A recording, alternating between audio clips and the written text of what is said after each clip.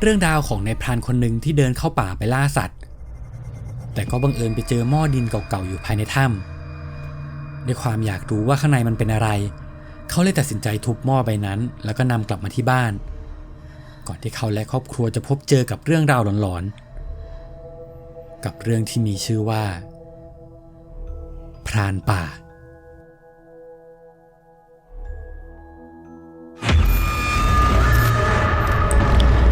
นินทาผีก่อนจะไปรับชมรับฟังเรื่องราวหลอนๆฝากกดไลค์กดติดตามกดกระดิ่งแจ้งเตือนเพื่อเป็นกำลังใจให้ทีมงานด้วยนะครับเรื่องนี้เป็นเรื่องราวของคุณมังกรซึ่งเป็นเรื่องราวที่พ่อตาของคุณมังกรได้เล่าให้ฟังอีกทีพ่อตาเล่าว่าเมื่อก่อนนี้แกจะเป็นคนที่ไม่เชื่อเรื่องผีไม่เชื่อเรื่องวิญญาณและเป็นคนที่ไม่มีศาสนาต่างจากคนในหมู่บ้านที่ในสมัยนั้นคนส่วนใหญ่จะนับถือผีและนับถือพระแต่พ่อตาของคุณมังกรก็ได้ใช้ชีวิตเหมือนชาวบ้านทั่วไปและช่วงนั้นแกก็ได้งานเป็นผู้ใหญ่ประจำหมู่บ้านตอนนั้นพ่อตากับแม่ยายมีลูกด้วยกันทั้งหมด5 คน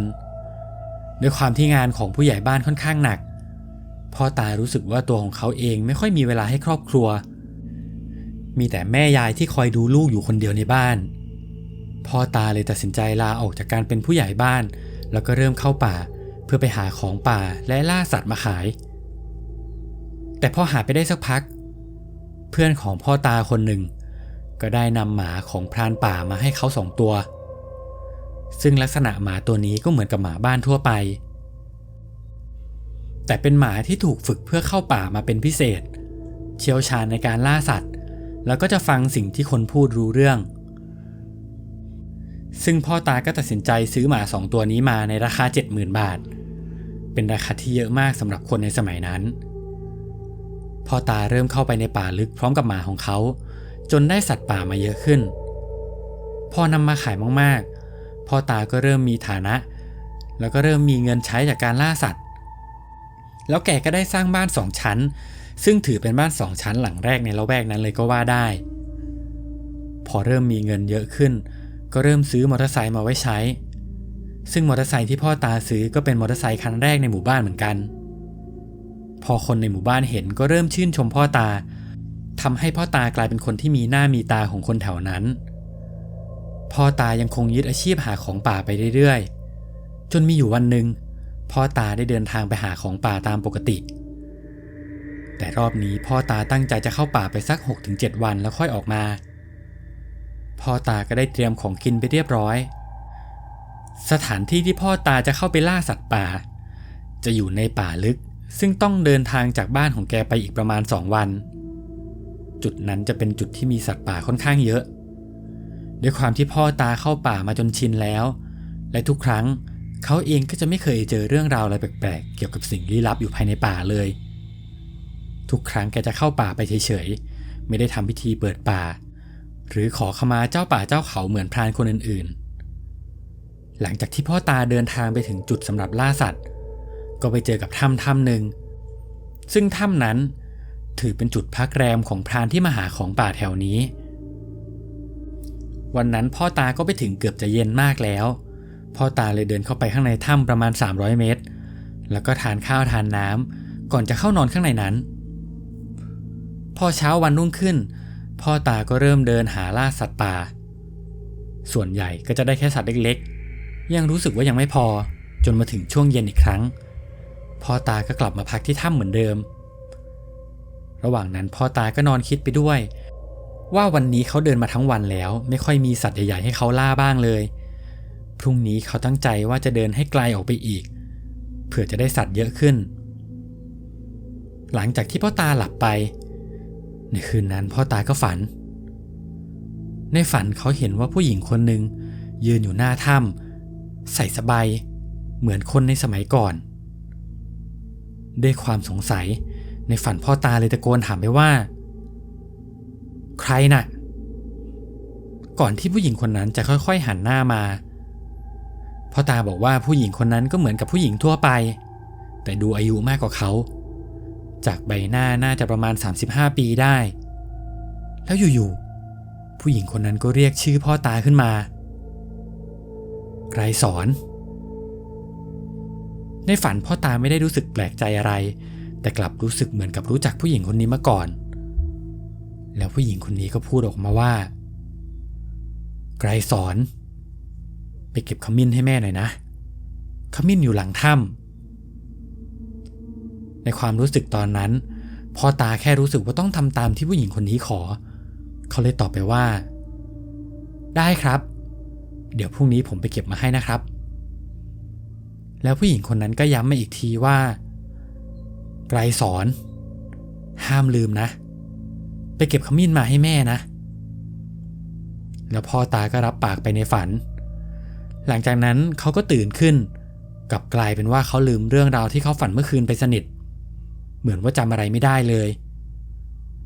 พ่อตารีบตื่นขึ้นมาเตรียมตัวจะไปล่าสัตว์ต่อแล้วระหว่างนั้นเองตอนที่เขาก้าวเท้าออกจากถ้ำก็บังเอิญไปเจอตัวนิ่มตัวใหญ่ตัวหนึ่งเดินอยู่ข้างหน้าในสมัยนั้นตัวนิ่มจะราคาสูงมากๆเขาเลยสั่งให้หมา2 ตัววิ่งไปล่าตัวนิ่มมาให้หลังจากที่หมาได้รับคำสั่งก็รีบพุ่งเข้าไปหาตัวนิ่มทันทีแต่เหมือนตัวนิ่มจะรู้ตัวพยายามวิ่งหนีรอบๆบริเวณนั้นจนสุดท้ายตัวนิ่มถูกต้อนเข้าไปในถ้ำหมาและพ่อตาพยายามวิ่งตามเข้าไปก็ไปเห็นว่าตัวนิ่มได้เข้าไปแอบในรูหนึ่งอยู่ด้านในพ่อตาพยายามเอาไฟส่องดูก็เห็นว่าตัวนิ่มนั้นอยู่ค่อนข้างลึกและมือของพ่อตาเองก็ไม่สามารถเอื้อมเข้าไปข้างในได้เลยสั่งให้หมา2 ตัวเฝ้าตัวนิ่มที่อยู่ข้างในรูไปก่อนส่วนพ่อตาก็เดินออกมาจากถ้ำแล้วก็ไปตัดต้นไผ่เพื่อหวังจะแทงนิ่มให้ออกมาจากรูหลังจากได้ไม้ไผ่เขาก็กลับไปที่ถ้ำอีกครั้งเห็นว่าหมาก็ยังคงนั่งเฝ้าอยู่พ่อตาตัดสินใจเสียบไม้ไผ่ลงไปในรูแต่กลายเป็นว่าเขาเสียบไม่โดนเหมือนว่าไม้ที่เขาตัดมาสั้นเกินไปยังไม่ถึงตัวนิ่มพ่อตาเลยกลับออกมาแล้วก็ตัดไม้ไผ่อีกท่อนจากนั้นก็กลับไปที่ถ้ำอีกครั้งแต่รอบนี้ก็ตัดมาค่อนข้างยาวกว่าเดิมพอลองทิ่มไปในรูท่อนนี้กลับสั้นอีกแล้วเขาพยายามแทงไม้ไผ่ไปจนสุดลำก็ยังไม่ถึงตัวนิ่มเลยเอาไฟฉายส่องเข้าไปในรูเพื่อดูว่าตัวนิ่มมันหนีไปแล้วหรือเปล่าแต่ก็ยังเห็นว่าตัวนิ่มขดอยู่ข้างในพ่อตาเริ่มจะโมโหเขาเลยพูดกับตัวนิ่มไปว่ามึงเล่นตลกกับกูเหรอได้จากนั้นพ่อตาก็กลับไปที่หน้าถ้ำอีกครั้งแล้วไปตัดต้นไผ่ที่ยาวเกือบ1 เท่าเขาคิดว่ารอบนี้ยังไงก็ต้องโดนแน่แต่พอกลับไปที่ถ้ำพ่อตาแทงไปจนสุดไม้ไผ่ปรากฏว่ารอบนี้ก็ยังไม่ถึงแต่เขารู้สึกว่าไม้ไผ่สัมผัสผิวตัวนิ่มแล้วแต่ก็ยังสั้นจนเกินไปพ่อตาพยายามเอาไม้ไผ่เข้าไปให้ลึกที่สุดจนสุดท้ายไม้ไผ่ก็ร่วงลงไปในรูพ่อตาเริ่มจะโมโหเลยตัดสินใจว่าไม่เป็นไรเดี๋ยวคืนนี้จะนอนเฝ้ามันที่นี่ยังไงตัวนิ่มก็ต้องออกมาพอตกดึก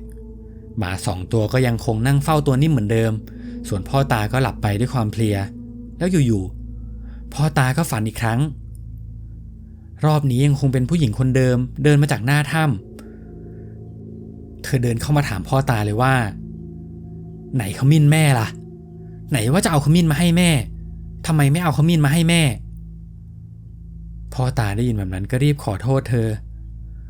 ผมขอโทษครับผมลืมไปเลยเดี๋ยวพรุ่งนี้ผมจะรีบเอามาให้นะแล้วพอเช้าวันถัดไปปรากฏว่าพ่อตาก็ลืมเรื่องที่เขาฝันเมื่อคืนอีกแล้วพ่อตาเดินไปที่รูของตัวนิ่มคิดว่ายังไงเขาก็ต้องอยู่เฝ้าตรงนี้ถ้ามันไม่ออกมาวันนี้พรุ่งนี้ยังไงก็ต้องออกมาแต่พอพ่อตาหันไปมองอาหารที่เขาเตรียมมาด้วยความที่วันนี้เป็นวันที่6แล้วทำให้อาหารที่เตรียมมาใกล้จะหมดถ้าจะอยู่ต่ออีกคืนยังไงก็ไม่พอแน่ๆเขาเลยตัดสินใจว่าจะกลับไปที่บ้านเพื่อไปเอาอาหารมาอีกรอบพ่อตาเลยสั่งให้หมา2 ตัวนั่งเฝ้ารูตัวนิ่มเอาไว้ซึ่งพ่อตาค่อนข้างไว้ใจหมา2 ตัวนี้มากๆจากที่เคยพาหมาเข้าไปในป่าหมา2 ตัวนี้จะล่าสัตว์ได้เกือบทุกชนิดแม้แต่เสือหมา2 ตัวนี้ก็เคยรุมกัดจนตายมาแล้วพ่อตาเดินทางกลับมาที่บ้านโดยระยะทางจากถ้ำมาบ้าน ต้องใช้เวลาเดินทางอีก2 วันพอกลับไปถึงพ่อตาก็ได้เล่าเรื่องตัวนิ่มให้แม่ยายฟังและอยู่ๆพ่อตาก็นึกถึงเรื่องที่เขาฝันขึ้นมาได้เลยเล่าเรื่องนี้ให้แม่ยายฟังไปด้วยพอแม่ยายได้ยินแบบนั้นก็เริ่มรู้สึกแปลกๆแต่ก็คิดว่าไม่น่าจะมีอะไรน่าจะเป็นเจ้าที่เจ้าทางเฉยๆแม่ยายเลยบอกพ่อตาไปว่าถ้าไปล่าตัวนิ่มได้แล้วกลัวพ่อตาจะเอามาไม่ได้เพราะตัวนิ่มค่อนข้างใหญ่ถ้าให้พ่อตาขนแค่ตัวนิ่มมาก็จะไม่สามารถล่าสัตว์อื่นได้ต่อแม่ยายเลยตัดสินใจว่าจะเดินเข้าไปในป่าด้วยหลังจากเตรียมอาหารเสร็จพ่อตาและแม่ยายก็เดินทางเข้าไปในป่าอีกครั้งซึ่งก็ใช้เวลาอีก2 วันกว่าจะไปถึงถ้ำนั้นพอมาถึงก็เห็นว่าหมา2 ตัวนั้นยังคงเฝ้าอยู่ตรงจุดเดิมพ่อตาก็เข้าไปดูที่รูพยายามส่องไฟหาตัวนิ่มตัวนั้นแต่หายังไงก็หาไม่เจอตอนแรกพ่อตาคิดว่าหมา2 ตัวนี้เอาตัวนิ่มไปกินแล้วหรือเปล่าแต่พอมองไปรอบๆก็ไม่เจอรอยหรือเศษอะไรอยู่บนพื้นเลยซึ่งแกก็คิดว่าตัวนิ่มน่าจะหนีไปแล้วเลยรู้สึกโมโหมากเพราะแกก็เฝ้าตั้งหลายวันแต่ก็ทำอะไรไม่ได้พ่อตาเลยคุยกับแม่ยายว่าไม่เป็นไรเดี๋ยวเราหาของป่าและล่าสัตว์รอบๆนี้อีกหน่อยก็แล้วกันในวันนั้นทั้งพ่อตาและแม่ยายก็แยกย้ายกันหาของป่า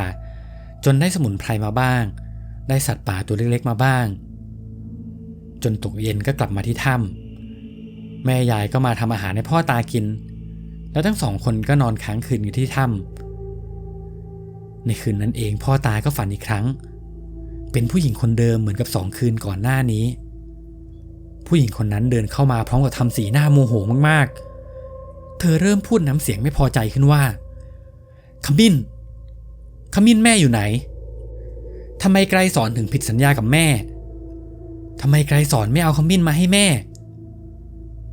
แต่ตอนนั้นเขายังไม่ทันจะพูดอะไรอยู่ๆเขาก็ต้องสะดุ้งตื่นมากลางดึกรอบนี้เขาจำเรื่องในฝันได้แม่นเขาคิดในใจว่าเขาลืมเรื่องนี้ไปได้ยังไงแต่พอมองไปนอกถ้ำก็เห็นว่าบรรยากาศยังมืดอยู่เขาเลยคิดว่าจะนอนพักอีกหน่อยแล้วพรุ่งนี้จะเข้าไปหาขมิ้นที่หลังถ้ำแต่พอเช้าแม่ยายก็ทำอาหารให้พ่อตากินเรียบร้อยหลังจากนั้นแม่ยายก็ขอตัวกลับก่อนทางพ่อตาก็บอกว่าเดี๋ยวเขาจะอยู่หาของป่าอีก 2-3 วัน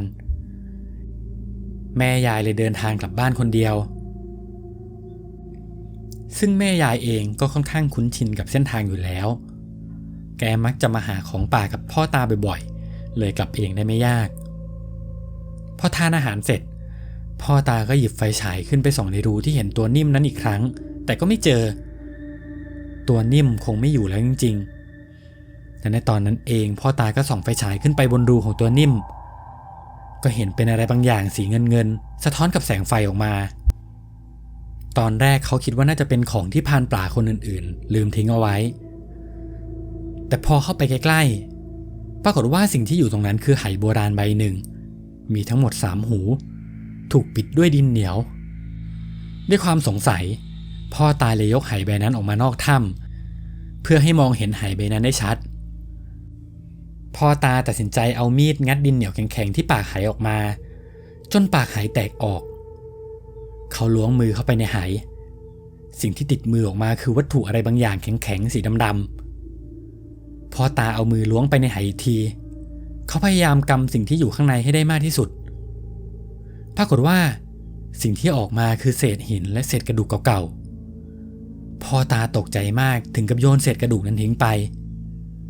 ในใจก็คิดว่าใครมันเอากระดูกมาวางไว้ข้างในไห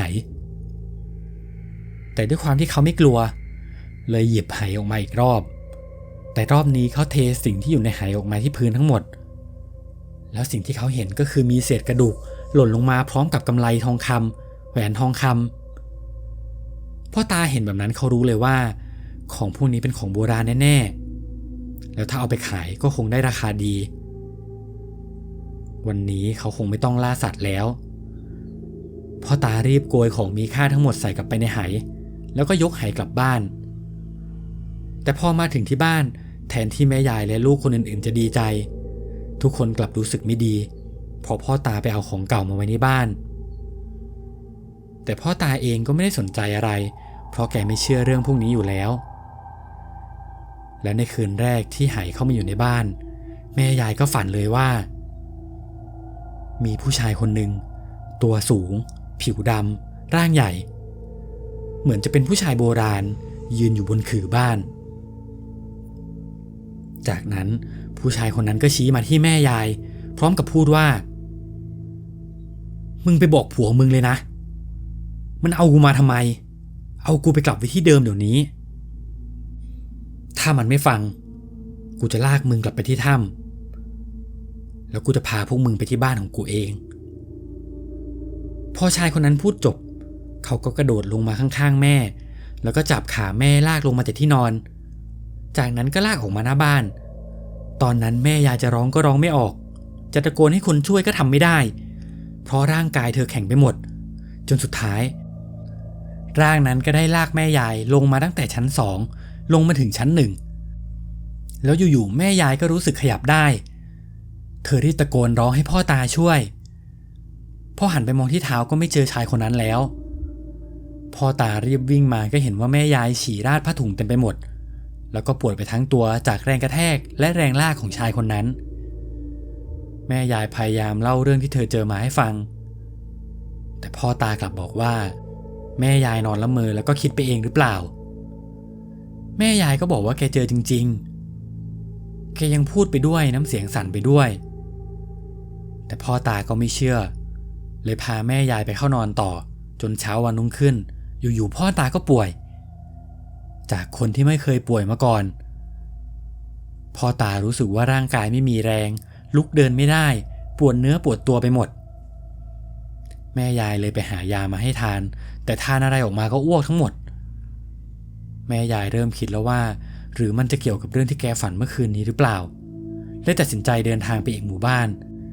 แล้วก็ไปพาหมอผีคนหนึ่งเข้ามาซึ่งหมอผีคนนี้เป็นหมอผีที่ตาบอด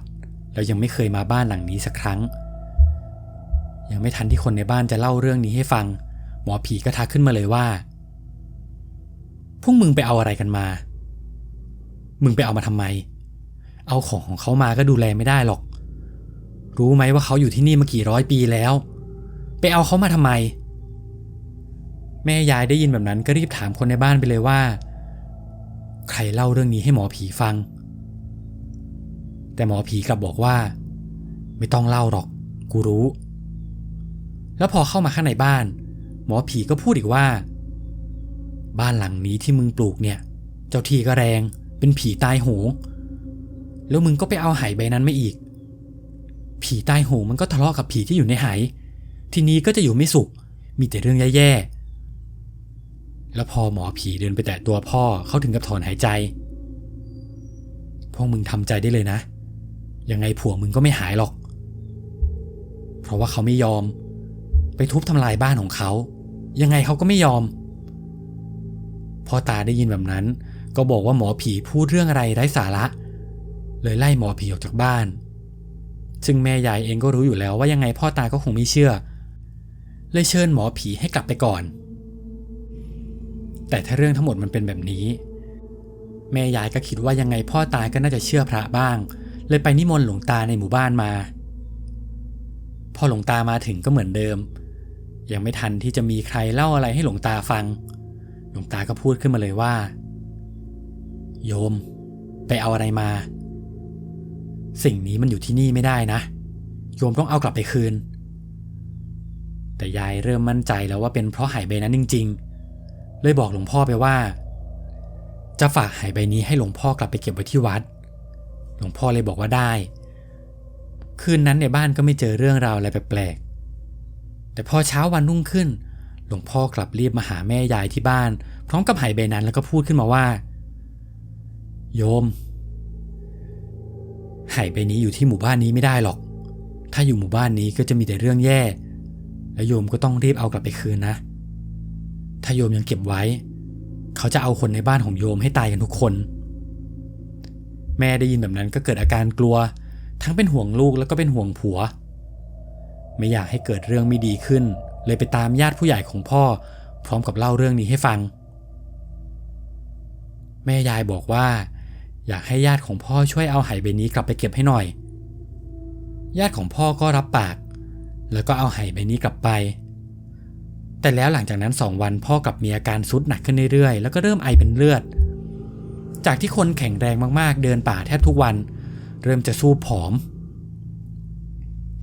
แม่ยายก็สงสัยเลยว่าทำไมทำตามที่หลวงตาบอกแล้วยังไม่ดีขึ้นเลยเข้าไปหาญาติของพ่ออีกครั้งเพื่อจะถามว่าเอาไหใบนั้นไปคืนแล้วยังแต่พอไปถึงปรากฏว่าญาติของพ่อเอาไหใบนั้นไปทำพิธีขอหวยแม่ยายเลยโมโหมากแล้วก็ตะโกนด่าไปว่าผัวกูจะตายแล้วพวกมึงยังจะเอาไหไปขอหวยอีกแล้วแม่ยายก็บอกว่าให้รีบเอาไหกลับมาให้แกซึ่งวันที่เอาไหกลับมาให้เขาก็มาพร้อมกับหมอผีคนหนึ่งหมอผีคนนั้นบอกว่าเขาได้ทำพิธีปิดปากไหไปแล้ววิญญาณในไหนี้มันอยู่มานานมากอยากจะขอเก็บไหใบนี้เอาไว้แต่แม่ยายก็ได้ด่าหมอผีออกไปแล้วก็เอาไหกลับมาจากนั้นแม่ยายก็ได้จ้างวานให้พรานในหมู่บ้านช่วยเอาไหใบนี้กลับไปไว้ที่ถ้ำแต่ก็ไม่มีใครกล้าเอากลับเข้าไปสักคนแม่ยายไม่รู้จะทำยังไง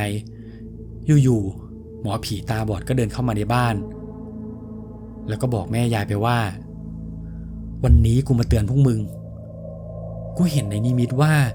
ผีในไหมันจะเอามึงและลูกๆไปให้หมด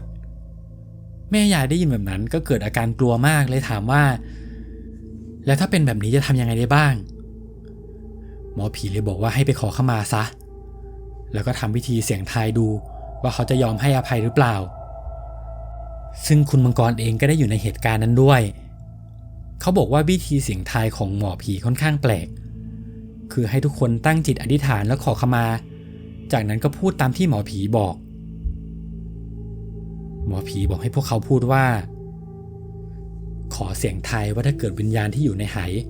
ได้ให้อภัยกับสิ่งที่พวกตนทำผิดพลาดแล้วล่วงเกินไปก็ขอให้เปลวไฟที่จุดอยู่ดับแล้วก็ติดดับแล้วก็ติดทั้งหมด3 ครั้งจะถือว่าเป็นการอโหสิกรรมให้แต่ถ้าเทียนนี้ดับแล้วไม่ติดเลยหรือเทียนอยู่นิ่งๆไม่มีอะไรเกิดขึ้นก็ถือว่าไม่ให้อภัยซึ่งในห้องทำพิธีตอนนั้นเป็นห้องปิดทึบไม่มีลมเข้ามาได้แล้วเทียนก็ดับจริงๆก่อนที่เทียนจะติดแล้วก็ดับแล้วก็ติดเป็นแบบนั้นอยู่จนถึง3 ครั้งทุกคนต่างก็ดีใจมากๆเพราะวิญญาณน่าจะให้อภัยแล้วทุกคนก็แยกย้ายกันกลับบ้านแต่พอกลับไปถึงบ้านปรากฏว่าพ่อตาที่นอนป่วยอยู่ได้เสียชีวิตไปแล้วลักษณะพ่อตาคือไอเป็นเลือดท่วมที่นอนแล้วแกก็เสียไปตรงนั้นเลยแม่ยายเห็นแบบนั้นก็เสียใจมากเธอได้เข้าไปถามหมอผีว่าทำไมขอเข้ามาแล้วยังถึงเป็นแบบนี้ได้อีกหมอผีเลยพูดออกมาว่าตอนที่ขอเข้ามาขอให้แค่ตัวเองใช่ไหมทุกคนได้แต่มองหน้ากันหมอผีเลยพูดต่อว่าทุกคนขอให้แต่ตัวเองไม่ได้ขอให้คนที่ป่วยอยู่เพราะทุกคนกลัวตายกันทั้งหมดจนลืมไปว่าคนที่ป่วยไม่ได้อยู่ในพิธีด้วยพอเป็นแบบนั้นทุกคนก็เลยได้นำศพของพ่อตามาทำพิธีซึ่งแม่ยายก็เสียใจมากๆหลังจากงานศพแม่ยายก็ได้เล่าเรื่องที่พ่อตาเคยฝันให้หมอผีฟังหมอผีเลยบอกว่าผู้หญิงคนที่ผัวเองฝันถึงแล้วบอกว่าให้ไปเอาขมิ้นมาให้จริงๆเขาตั้งใจจะเอามาให้มากกว่าขมิ้นนะตรงจุดที่มีขมิ้นมันมีทองคำโบราณอยู่ด้วยแม่ยายเลยงงแล้วก็ถามไปว่าถ้าอย่างนั้นผีจะเอามาให้ทำไมหมอผีบอกว่าพ่อตากับผู้หญิงคนนั้นชาติก่อนเคยเป็นผัวเมียกันแล้วพอพ่อตากลับไปที่ถ้ำเขาเจอเขาก็อยากจะได้ตัวพ่อตากลับมาคืนแต่ก็สงสารเลยพยายามจะหยิบแก้วแหวนเงินทองให้แต่สิ่งที่พ่อตาเอามากลับเป็นไหที่อยู่ในถ้ำซึ่งวิญญาณที่อยู่ในไหก็เป็นบริวารของผู้หญิงคนนั้นอีกทีแต่วิญญาณไม่ได้สนใจพยายามจะเอาชีวิตพ่อตากลับมาอยู่กับเจ้านายของเขาให้ได้แล้วก่อนหน้านี้ที่พ่อตาเข้าป่าแล้วไม่เคยเจอเรื่องราวอะไรแปลกๆเพราะว่าช่วงนั้นพ่อตาดวงแข็งแต่ตอนนี้เป็นช่วงที่ดวงตกเขาเลยเอามาได้พอได้ยินแบบนั้นแม่ยายก็รู้ถึงเรื่องราวทั้งหมด แต่ไหก็ยังอยู่ไม่รู้จะทำยังไงกับไหต่อในคืนวันเผาแม่ยายเลยตัดสินใจเผาไหใบนี้กับร่างของพ่อตาไปด้วยเลยซึ่งก่อนหน้านี้ก็มีคนมาขอซื้อไหใบนี้ในราคาหลายแสนบาทแต่แม่ยายก็ไม่ยอมขายให้กลัวว่าเรื่องจะบานปลายมากไปกว่านี้หลังจากงานศพพ่อตาก็ได้มาเข้าฝันแม่ยายพร้อมกับบอกว่าเราทำบุญกันมาได้แค่นี้นะกูต้องไปชดใช้กรรมที่กูก่อเขารอกูมานานแล้วกูขอโทษดูแลลูกๆกูด้วยหลังจากวันนั้นแม่ยายก็ไม่เคยฝันถึงพ่อตาอีกเลยและนี่ก็เป็นเรื่องราวหลอนๆทั้งหมดที่คุณมังกรได้เล่าให้ฟังใครมีเรื่องราวหลอนๆอยากให้เราเล่าให้ฟังก็สามารถส่งมาได้ทางแฟนเพจ Facebook ได้เลยนะครับเรื่องหน้าเราจะเอาเรื่องราวหลอนๆเรื่องไหนมานินทาให้ทุกคนได้ฟังกันฝากติดตามกันด้วยนะครับสวัสดีครับ